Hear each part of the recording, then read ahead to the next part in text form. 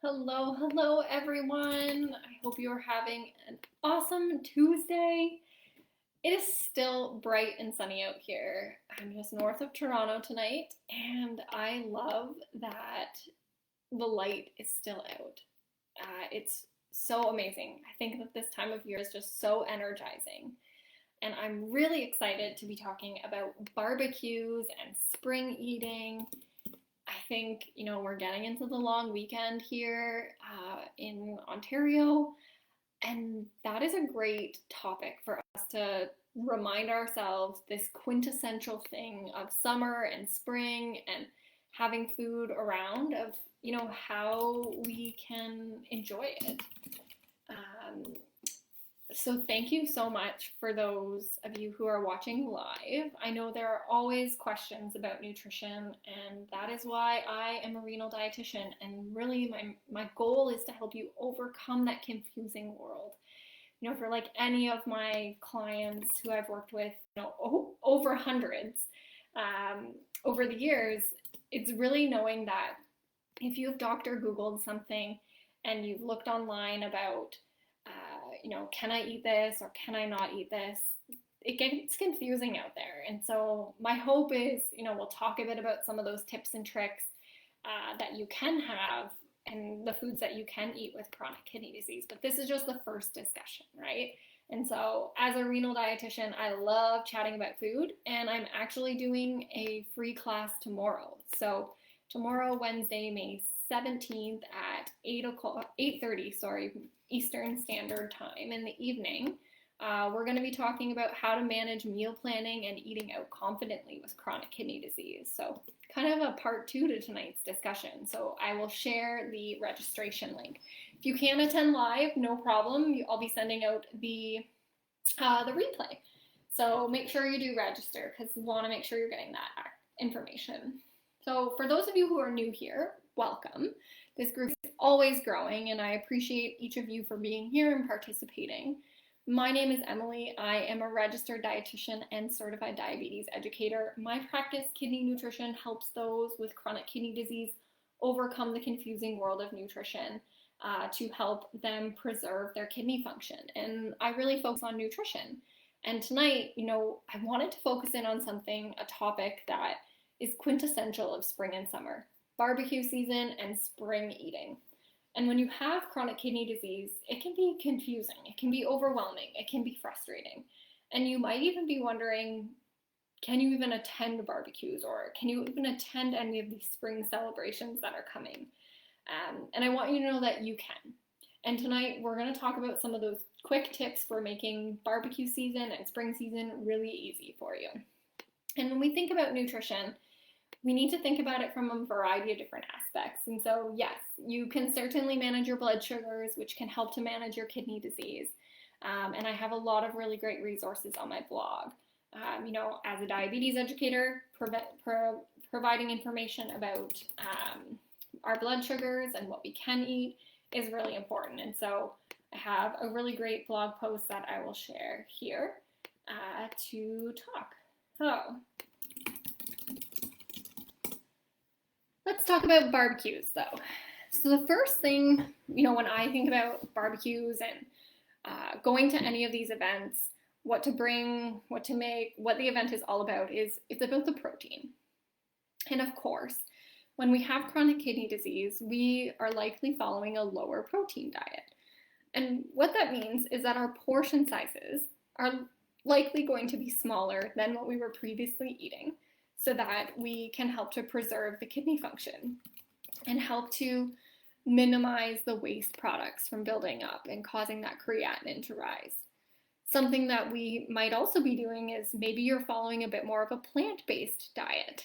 And, when we think about the protein at these barbecues or cookouts or spring socials, maybe you try to choose more plant-based proteins over animal proteins. This is helpful when managing chronic kidney disease. So maybe you try grilling, tofu or tempeh or seitan, which is another plant-based protein. If you're opting for animal proteins, which it is okay, moderation, just opt for that smaller size, right? Maybe you choose fish instead of beef. Maybe you just have a small portion of chicken, right? Aiming for that palm size or that deck of cards is a really great example to help us keep our portion sizes in check. And, if you're grilling anyways at these events, try grilling some vegetables as well. Maybe you do a portobello mushroom on a bun instead and top it with all of your favorite toppings. There's lots of great options for using different sources of protein in our diet. And vegetables, they do have a small amount of protein in them and are very filling with all that fiber too. The next thing I think about when I go to barbecues and spring celebrations is sodium.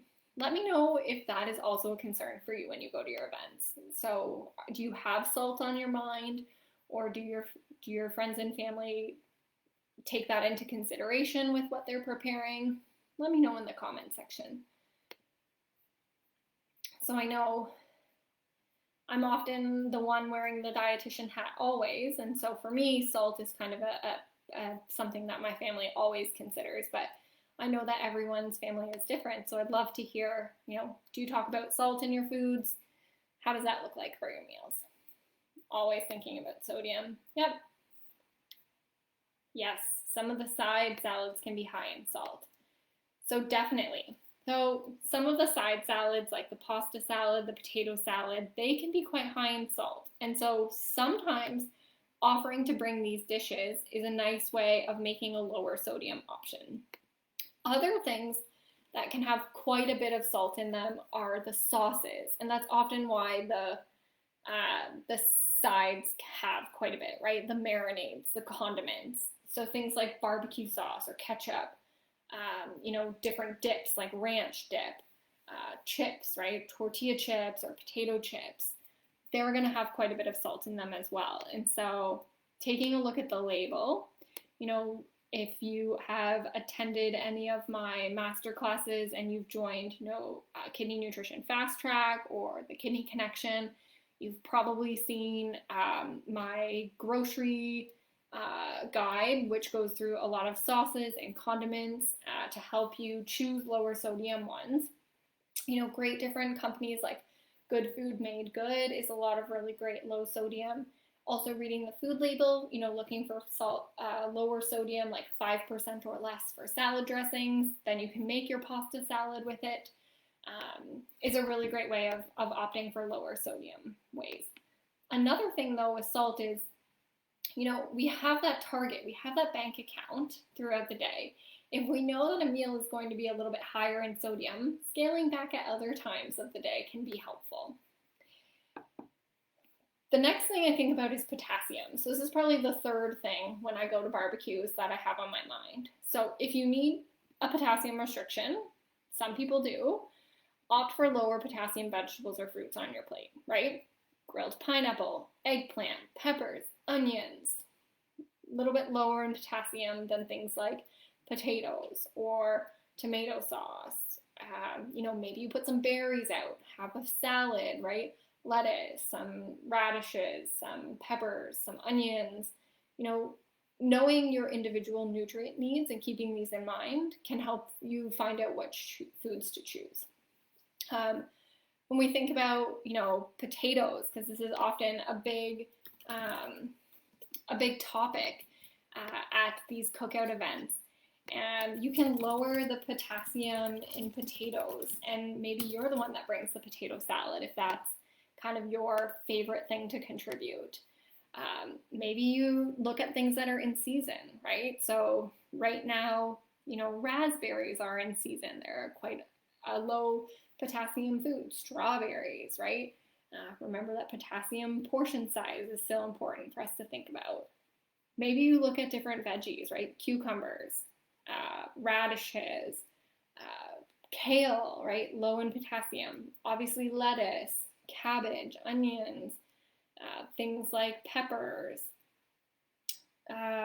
Also options, if you want higher potassium things, some of the squash, spinach, those are coming out right now as well. And, I love the Foodland Ontario availability guide to tell us what is in season. That way, if that's important to you, trying to buy local this time of year is a really great way of also controlling our potassium portions by choosing some of those lower potassium foods. Phosphorus, that's something that we always talk about. So avoiding those phosphate additives if we have chronic kidney disease. Obviously reading the food label of any packaged foods that we're bringing or foods that are brought. Often thinking of like those cheese slices or, hot dogs, condiments, deli meats. Those are going to likely have phosphorus additives and also a lot of salt in them too. Things like fresher foods like fresher fish or chicken or homemade hamburgers are going to have less phosphorus additives or no phosphorus additives in them compared to the store-bought ones. So also thinking about, what foods you're having to help you make some of those decisions. At the end of the day, though, the key to keeping it kidney friendly wherever you are, whether you're at a barbecue, whether you're at a spring celebration, whether you're at home, whether you're at a cookout, is building that balanced plate, right? Focusing on those lots of veggies, right? Having a salad, having the cut up vegetables, choose the low potassium ones if you need to. Incorporate those fibrous grains or carbohydrates. Maybe you use rice or double boiled potatoes or whole grain buns or corn or pasta salad. And then keeping your portion size of your proteins, right? Whether you do chicken, fish, tofu, a veggie burger, halloumi or something like that, keeping that portion size in check. And then looking for lower sodium sauces and condiments. Maybe your idea is like a bit of a veggie burger with some salad and some fruit kebabs. And of course, have your whole grain bun. Maybe you're choosing some corn and some berries and cut up vegetables with a little bit of chicken, right? It's really going to depend on what you're serving. And at the end of the day, no food is off limits, right? It's all about that moderation, and it's all about understanding our portion sizes. And, as those who are thinking about our balanced meals, that's how we can also successfully eat out with chronic kidney disease. And that is something that we're going to be talking a bit about tomorrow in my live masterclass, which is happening at 8:30 p.m. Again, another free session for us to think about, how can we find balanced foods in any situation. These are some more strategies for eating out. So, whether you're going to a barbecue or a cookout, there's lots of great tips and tricks on my website and on my blog for you. And I also have some eating out tips in that second one. So I'm hoping that these tips and tricks made it a little bit easier for you for attending barbecues and spring celebrations.